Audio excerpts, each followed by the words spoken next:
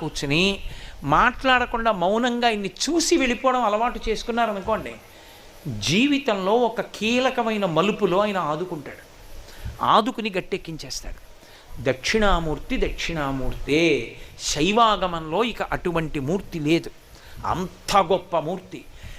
స్త్రీలు, పురుషులు, పిల్లలు అందరికీ అనువైన మూర్తి ఒక్క దక్షిణామూర్తియే.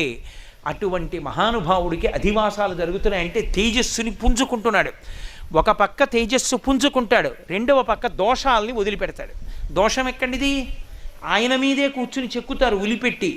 ఆ ఉలిపెట్టి కొట్టిన దెబ్బలు, చెక్కినటువంటి దెబ్బలు, శిల్పి ఎక్కి కూర్చున్నప్పుడు పాదతాడనము, ఆయన్ని తీసుకొచ్చినప్పుడు, ఆయన్ని క్రేన్తో పట్టుకున్నప్పుడు ఈ దోషాలన్నీ పోగొట్టి సంపూర్ణ తేజస్సిద్ధ్యర్థం ప్రాణ శక్తి ఆయన యందు నిలబడడానికి అధివాసం చేస్తారు.